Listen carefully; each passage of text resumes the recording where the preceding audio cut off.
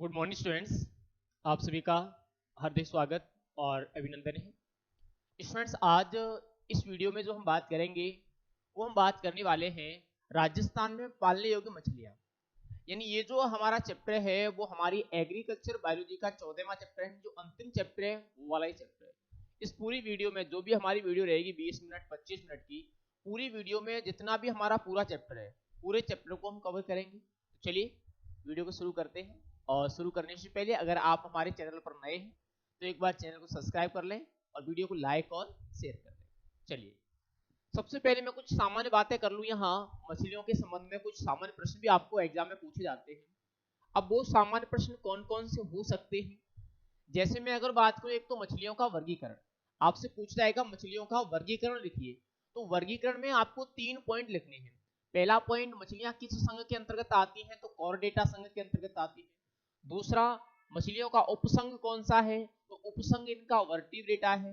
वहीं अगर मैं बात करूं मछलियां किस वर्ग में आती हैं, तो ये फिशीज वर्ग के अंतर्गत आती है। अगर आपसे प्रश्न क्या पूछा जाए, अगर प्रश्न आपसे पूछा है मछलियों के वर्गीकरण को लिखिए, वर्गीकरण, तो ये क्या होगा, ये मछलियों का वर्गीकरण होगा कि जो मछलियां हैं वो कोरेटा संघ में आती हैं, वर्टिब्रेटा उपकुल में आती हैं उपसंघ में, और वर्ग क्या है इनका, वर्ग है इनका फिशीज। एक चीज हमें और पूछी जाती है मछलियों की परिभाषा की, मछली किसे कहते हैं। तो मछली वे पृष्ठवंशी हैं, वे रीढ़धारी प्राणी हैं जो जलीय क्षेत्रों में, जलीय आवासों में बहुत आसानी से रह सकते हैं। वैसे पूछा नहीं जाएगा, लेकिन जब भी आपको पूछा है तो मछलियां वे रीढ़धारी प्राणी हैं जो जलीय आवासों में आसानी से पाए जाते हैं। ठीक है। वहीं अगर दूसरी बात करूं, जो मछलियां हैं वो कैसे होती हैं, ये असमतापी हैं। कैसे हैं, असमतापी, असमतापी। और दूसरी अगर बात करें कैसे, ये ठंडे खून वाले प्राणी हैं, असमतापी और ठंडे खून वाले प्राणी हैं। तो आपसे ये भी प्रश्न पूछा जाता है कि मछलियों की विशेषता लिखिए, तो मछलियां कैसी हैं, असमतापी और ठंडे खून वाले प्राणी होते हैं। या आपको फिलिंदा ब्लैंक्स जो प्रश्न आते हैं रिक्त स्थान की पूर्ति वाले, वहां पूछ लेगा मछलियां प्राणी किस प्रकार के प्राणी होते हैं, तो आपको असमतापी या ठंडे खून वाले वहां पर पूछा जाएगा। वहीं अगर मैं बात करूं मछलियों में जो श्वसन होता है वो किसके द्वारा होता है, गलफड़ों के द्वारा होता है। डायरेक्टली आपको 1 नंबर का सवाल पूछा जाएगा कि मछलियों में श्वसन अंग कौन सा है, तो श्वसन अंग कौन सा होगा, गलफड़े होंगे। अगर हम जातियों की बात करें, मछलियों की कितनी जातियां हैं, तो पूरे विश्व में अगर बात करूं तो लगभग 50,000 मछलियों की जातियां हैं। 100 नई जातियां अभी खोजी गई हैं, लेकिन अगर हम टोटली बात करें तो कितनी हैं, 50,000 जातियां हैं। वहीं अगर मैं बात करूं राजस्थान में कितनी जातियां पाई जाती हैं, तो राजस्थान में मछलियों की 75 जातियां पाई जाती हैं। डायरेक्टली आपको क्वेश्चन आएगा मछलियों की टोटल कितनी जातियां हैं, तो टोटल कितनी होंगी, टोटल होगी हमारी 50,000। राजस्थान में कितनी है, तो राजस्थान में हमारी 75 यानी 75 जातियां हैं। आगे अगर मैं बात करूं तो मछलियों को आवास के अनुसार 2 भागों में बांटा गया है। मछलियां कितने प्रकार की होती है, 2 प्रकार की होती है। एक तो मैं अगर बात करूं खारे जल वाली, और दूसरी में अगर बात करूं तो मीठे जल वाली।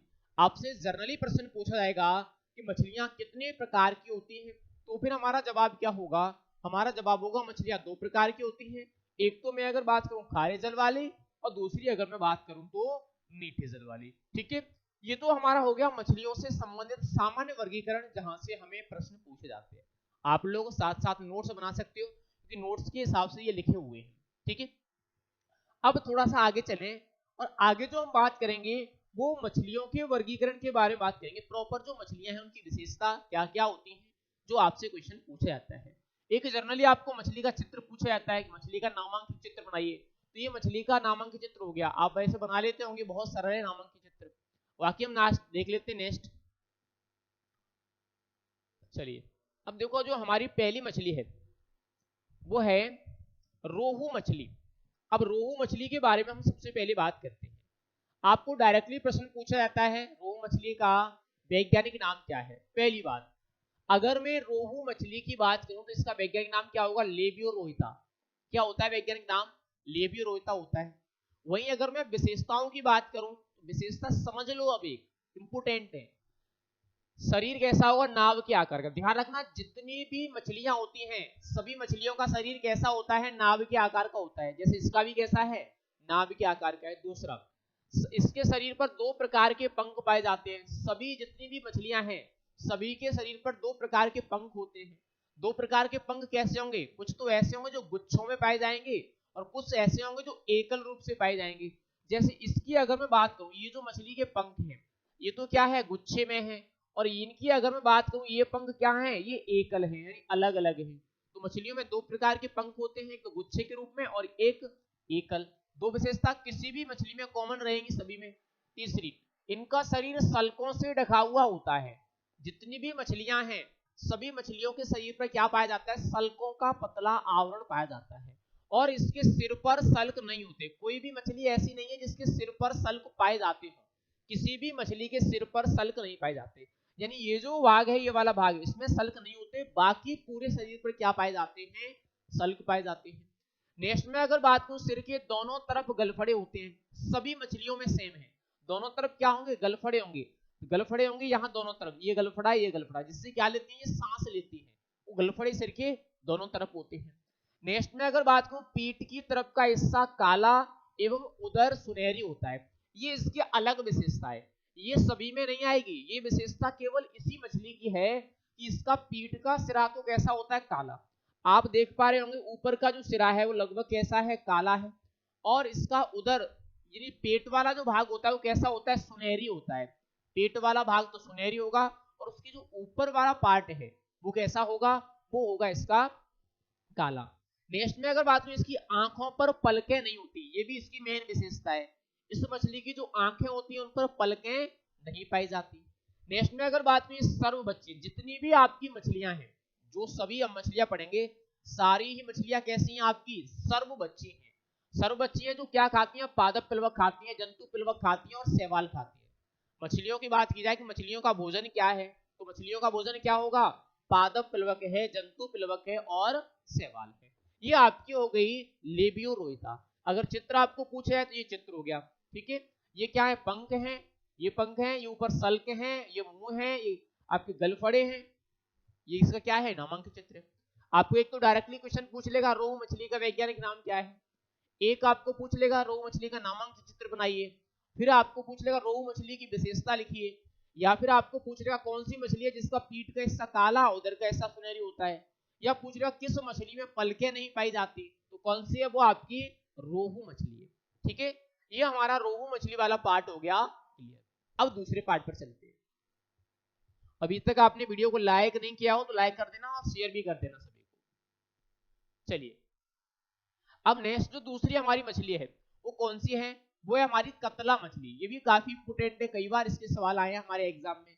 अब अगर स्टूडेंट्स हम कतला मछली की बात कर रहे हैं, कौन सी है, कतला मछली, तो पहली बात तो वही होगी वैज्ञानिक नाम। इसका वैज्ञानिक नाम क्या होगा, इसका वैज्ञानिक नाम होता है कतला कतला। इसका वैज्ञानिक नाम क्या है, कतला कतला है।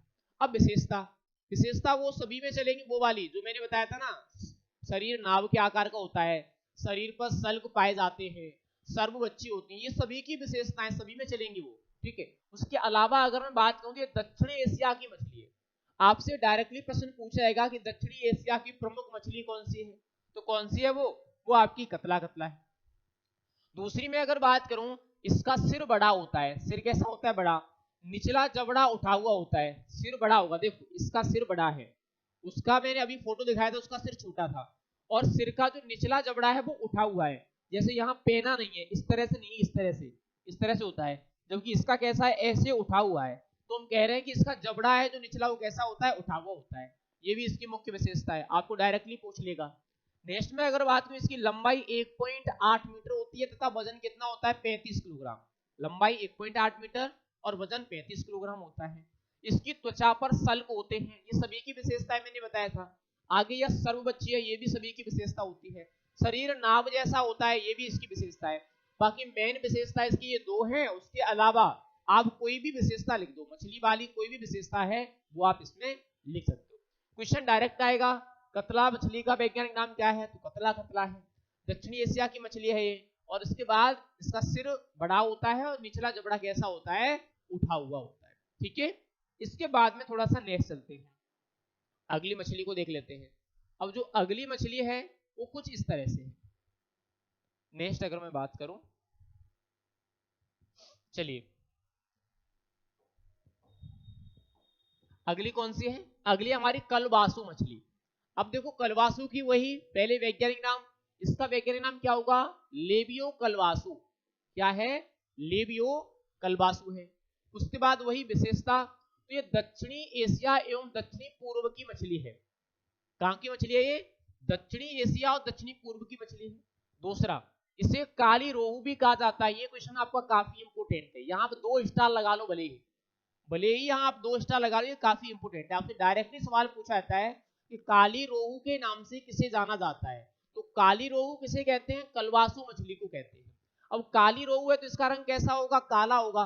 तो ऑब्वियसली बात है कि इसका रंग हल्का सा कैसा होता है? काला होता है। दूसरा, इसका पीठ वाला हिस्सा उभरा हुआ होता है। देखो इसका तो ये वाला हिस्सा है इसका, वो इस हिस्से की तरह नहीं है, ये ज्यादा उभरा हुआ है। तो हम कह सकते हैं कि इसका जो पीठ वाला हिस्सा है वो उभरा हुआ होता है, तो ये भी इसकी मेन विशेषता है। इसके बाद रंग काला होता है, काली रोहू कहते हैं, तो मैंने पहले बता दिया रंग काला होगा। नाक पर कोई छिद्र नहीं होता है, इसकी नाक पर कोई भी छिद्र नहीं पाया जाता है, ये भी इसकी मेन विशेषता है। लंबाई इसकी 3 मीटर तक होती है। उसके बाद अगर बात करूं सर्वबच्ची है, यकृत में 5.5 ग्राम तेल पाया जाता है। वो सभी में पाया जाता है, लेकिन इसमें कितना होता है? 5.5 ग्राम तेल इसके अंदर पाया जाता है। तो ये इसकी मेन विशेषता होगी। बाकी अगर आपको मेन विशेषता नहीं पता हो तो आप ये लिख सकते हो, शरीर नाभिक के आकार का होता है, शरीर पर सल्क पाए जाते हैं, ये भी लिख सकते हो आप। इसमें 2 प्रकार के पंख होते हैं, ये भी आप लिख सकते हो। कॉमन विशेषता जो भी है आप लिख दो, बाकी मेन विशेषता 1-2 लिख दो, उसके बाद कॉमन विशेषता। ठीक है, अब थोड़ा सा आगे चलें अगले पॉइंट पर। अगली जो हमारी मछली है वो है मृगाल मछली, और ये भी काफी इंपोर्टेंट है। मृगाल से कई बार क्वेश्चन आए आपको एग्जाम में। अब अगर मैं मृगाल की बात करूं कि मृगाल का वैज्ञानिक नाम क्या है, सबसे पहले तो इसका वैज्ञानिक नाम क्या होगा? सिरनेहिस मृगाला, सिरहिनस मृगाला होता है। उसके बाद ये दक्षिणी एशिया की प्रमुख मछली है। कहां की मछली है? दक्षिणी एशिया की प्रमुख मछली है। नेक्स्ट में अगर बात करूं, ये इसकी इंपोर्टेंट विशेषता है, यहाँ भी डबल लगा लेना आप स्टार, यहाँ 2 स्टार लगा लेना, ये इंपोर्टेंट है। यह तेज बहती नदी व लवणीय जल में पाई जाती है। कहां पाई जाती है? तेज बहती नदी और लवणीय जल में पाई जाती है, यानी जो जल की धारा होती है उसके विपरीत बहती है। आपसे प्रश्न पूछा जाएगा कि जल की धाराओं के विपरीत बहने वाली मछली कौन सी है, तो कौन सी होगी? वो होगी आपकी मृगाल मछली। नेक्स्ट में अगर बात करूं, उदर का निचला हिस्सा चांदी की तरह चमकीला होता है। जो पेट का नीचे वाला इनका हिस्सा होता है वो चांदी की तरह चमकीला होता है, ये आपसे पूछी जा सकती है अलग से। इसकी पंखों का रंग नारंगी होता है। उसके बाद अगर मैं बात करूं तो इसके सिर की लंबाई एवं चौड़ाई बराबर होती है, सिर चौकोर होता है इसका। इसके बाद इसकी लंबाई 2 फीट एवं वजन कितना होता है? 2 किलोग्राम तक होता है।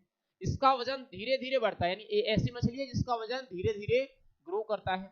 नेक्स्ट ये सर्व बच्ची है, मैंने बताया था सर्व बच्ची नाव के आकार का, पंख 2 प्रकार की, तो कॉमन विशेषता है, सभी में आप लिख सकते हो। तो ये इसकी मेन विशेषता ये 3 है जो मैंने आपको यहाँ बताई। दक्षिण एशिया की प्रमुख मछली है। उसके बाद ये तेज बहाव और लवणीय जल में पाई जाती है तथा बहाव के विपरीत चलने में सक्षम है। उदर का निचला हिस्सा चांदी की तरह चमकीला होता है और इसके पंखों का रंग कैसा होता है? नारंगी होता है। ठीक है, इसके बाद नेक्स्ट, अब नेक्स्ट जो हमारी मछली है वो कौन सी है? वो है महासीर। और महासीर का एक इंपोर्टेंट क्वेश्चन है जो कई बार एग्जाम में आया है, आपको मैं बता दूंगा अभी आपको जस्ट। अगर हम महासीर की बात करें तो पहली बात तो ये वैज्ञानिक नाम क्या होगा? टोरटोर होगा। महासीर का वैज्ञानिक नाम क्या होता है? टोरटोर होता है। उसके बाद अगर मैं बात करूं, इसके शरीर पर काले रंग की सल्क पाई जाती है। जो जितनी भी हमारी मछलियां थी उनके शरीर पर सल्क या तो सुनहरी थे या भूरे थे या सुनहरे थे, लेकिन इसके ऊपर जो सल्क पाए जाते हैं वो कैसे होती है? काले रंग की होती है। आपको क्वेश्चन पूछा जा सकता है वह मछली कौन सी है जिसके ऊपर काले रंग की सल्क पाई जाती है, तो वो महासीर है। उसके बाद इसकी जो अधिकतम लंबाई है वो कितनी होती है? 1.8 मीटर होती है और वजन कितना होता है? 68 किलोग्राम। अधिकतम लंबाई 1.8 मीटर और वजन 68 किलोग्राम होता है। नेक्स्ट में अगर बात करूं, ये चट्टानों व झरनों में पाई जाती है, ये भी काफी इंपोर्टेंट है, आपसे पूछा जाएगा चट्टानों झरनों या मैं कहूं विपरीत परिस्थितियों में पाई जाने वाली मछली कौन सी है? तो विपरीत परिस्थितियों में कौन सी मछली पाई जाती है? वो है आपकी महासीर मछली। नेक्स्ट यही सर्वबच्ची है, मैंने बताया था सभी सर्वबच्ची होती है। उसके बाद यह बहाव के विपरीत कई किलोमीटर तक चलती है, काफी इंपोर्टेंट है, डबल स्टार लगा लेना। आपसे प्रश्न पूछा जाएगा बहाव के विपरीत काफी किलोमीटर तक चलने वाली मछली कौन सी है? तो कौन सी होगी? वो आपकी महासीर मछली होगी। इसके बाद में नेक्स्ट बात करूं, इस मछली को सरकार से संरक्षण प्राप्त है, ये आपकी बहुत ही ज्यादा इंपोर्टेंट है, या 3 स्टार लगा सकता हूं मैं, 3 स्टार लगा लो। आपसे प्रश्न पूछा जाएगा कि किस मछली को विलुप्त होने का खतरा ज्यादा है, तो कौन सी मछली को विलुप्त होने का खतरा ज्यादा है, महासीर को। और इसको विलुप्त होने का खतरा ज्यादा है, इसीलिए सरकार ने इस पर क्या लगा रखा है, संरक्षण लगा रखा है। ठीक है, तो आपसे प्रश्न पूछा जाएगा सरकार से संरक्षण प्राप्त मछली कौन सी है, तो कौन सी होगी, वो आपकी महासीर मछली है। सरकार से संरक्षण प्राप्त मछली कौन सी है, तो वो आपकी महासीर मछली है। ठीक है, ध्यान रखना, ये काफी इंपोर्टेंट पॉइंट है आपके लिए। इसके बाद अगर मैं नेक्स्ट बात करूं अगले पॉइंट पर, मछलियां तो हमारी कंप्लीट हो गई, उसके बाद आता है मछली पालन की विधियां। आपसे प्रश्न पूछा जाएगा, छोटे छोटे क्वेश्चन आते हैं क्योंकि छोटा चैप्टर है। अब मछली पालन की विधियों की अगर हम बात करें तो दो भागों में बांटा गया है। एक तो मछलियों की सघनता के आधार पर, और दूसरा मछलियों की जातियों के आधार पर। अगर मैं मछलियों की सघनता के आधार पर बात करूं तो मछली पालन तीन प्रकार का होता है। एक तो विरल मत्स्य पालन, जहां मछलियों की संख्या कितनी होगी, 150 से लेकर के 700 होती है। जहां एक हेक्टेयर क्षेत्र में कितनी मछलियां होती हैं, वहां मछलियां होंगी आपकी 150 से लेकर के 700। दूसरा आपका अर्ध सघन मत्स्य पालन, जहां मछलियों की संख्या कितनी होगी, 700 से लेकर के 3000 प्रति हेक्टेयर होती है। 3000 प्रति हेक्टेयर, यानी जब एक हेक्टेयर क्षेत्र में 700 से लेकर के 3000 मछली पाली जाती है, तब हम उसको क्या बोलते हैं, तब उसको बोला जाता है अर्ध सघन मछली पालन। वही अगर मैं बात करूं सघन मत्स्य पालन, तो सघन मत्स्य पालन में कितनी होती है, 50 से लेकर के 70 मछली प्रति वर्ग मीटर। यानी एक वर्ग मीटर में कितनी मछलियां होती हैं, 50 से लेकर के 70 मछलियां होती हैं। आपको डायरेक्टली इनमें से ही क्वेश्चन पूछा जाता है कि विरल मत्स्य पालन में घनत्व कितना होता है, तो 150 से 700। अर्ध सघन मत्स्य पालन में घनत्व कितना होता है, तो 700 से 300। सघन मत्स्य पालन में घनत्व कितना होता है, तो 50 से लेकर के 70 मछली प्रति वर्ग मीटर। ध्यान रखना, यहाँ प्रति वर्ग मीटर है और यहाँ क्या है, प्रति हेक्टेयर। इन दोनों में प्रति हेक्टेयर और यहाँ क्या है, प्रति वर्ग मीटर है। इसके बाद दूसरी विधि कौन सी है, मछलियों की जातियों के आधार पर। अगर मैं जातियों के आधार पर मछलियों की बात करूं तो कितने प्रकार की होती है, जाति के आधार पर मछलियों को तीन तरह से पाला जाता है। मिश्रित पालन में कई तरह की मछलियां पाई जाती हैं। मिश्रित पालन में क्या किया जाएगा, कई जातियों को पाला जाएगा एक साथ। जब कई जातियों की मछलियों को एक साथ पाला जाता है तब हम उसको क्या कहते हैं, मिश्रित मछली पालन कहते हैं।